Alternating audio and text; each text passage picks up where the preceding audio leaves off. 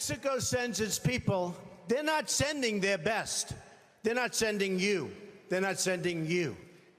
They're sending people that have lots of problems, and they're bringing those problems with us. They're bringing drugs, they're bringing crime, they're rapists. President Donald J. Trump, throughout his whole campaign, has pushed his very controversial anti-immigration policy. He has, on numerous occasions, expressed his desire to build a Great Wall on the border of the United States and Mexico to stop illegal immigrants from entering the country.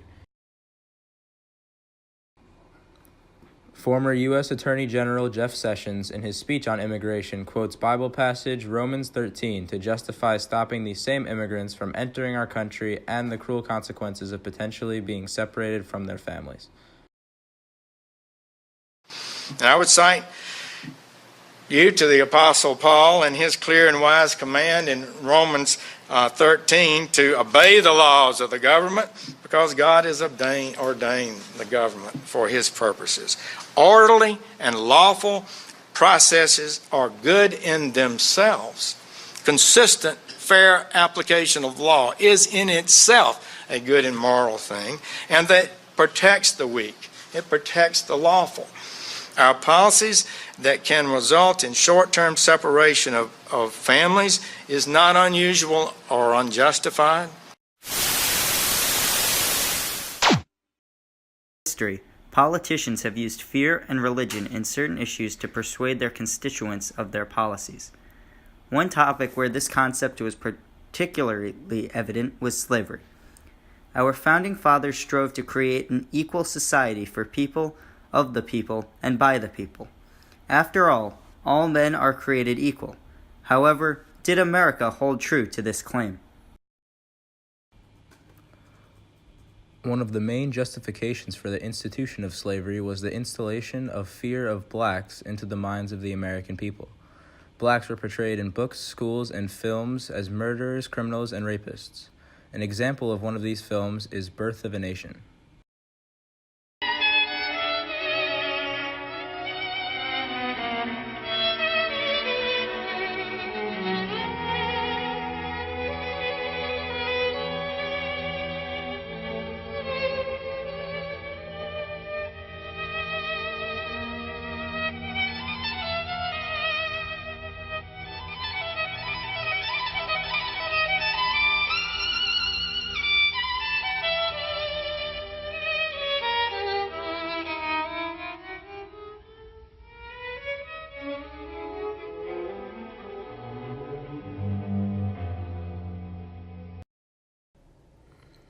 Birth of a Nation was the epitome of white supremacist views during the Lost Cause era.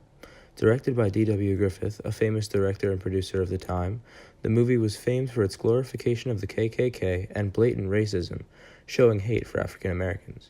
It does this by showing a man in blackface chasing and attempting to rape a white woman who throws herself off a cliff to escape the danger.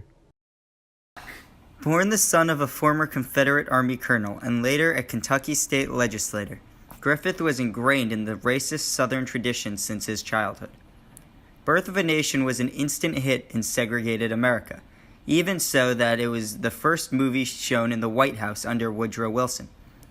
The most powerful citizen in the world praising the works of white sympathizers after the Civil War is just one example of the lingering effects slavery has on our society today. In the South, it kind of fits into a predisposed notion of slavery as being mutually beneficial, but particularly beneficial to slaves, because the religion aspect was seen as uplift, that the kind of evangelical fervor of the Second Great Awakening fits in neatly with the idea that slave owners and those who perpetuate slavery were lifting out of their savagery. But even since the early 19th century, newspapers and politicians warned people of the suspected dangers of slaves. In mid-August 1831, Nat Turner led a rebellion to fight against the inhumane institution that is slavery. But the Southern newspapers were quick to label Nat's rebellion a hard massacre, without seeing the context or purpose of his acts. The way fear was used to manipulate people's willingness to accept slave codes or a great immorality like slavery. That can be done in any society, and it's not uniquely American.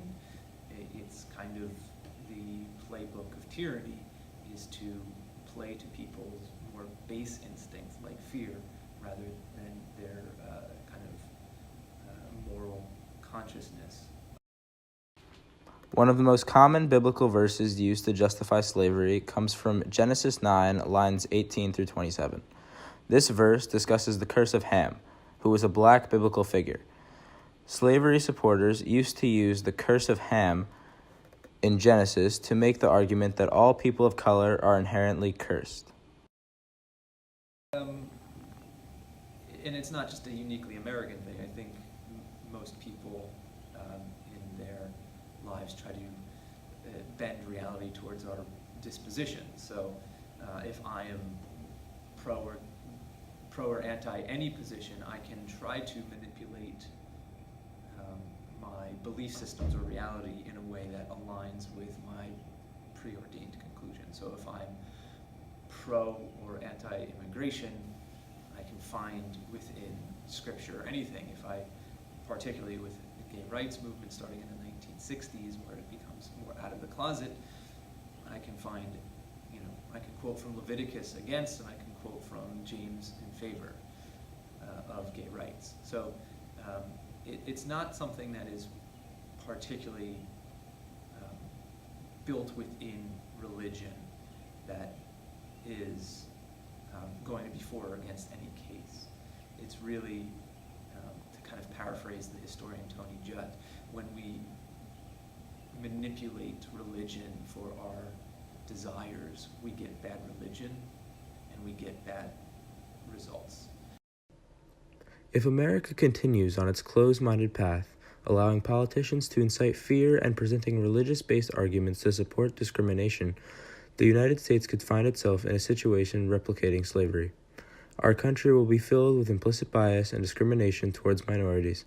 Currently, politicians, like Donald Trump, persist in using such arguments against the Mexican immigrants entering our country.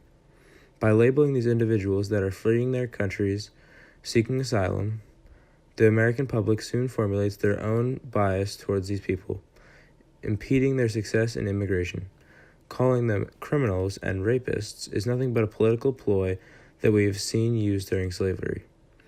It reduces those people to second-class citizens and continues a white rule over the country. You wouldn't believe how bad these people are. These aren't people. These are animals.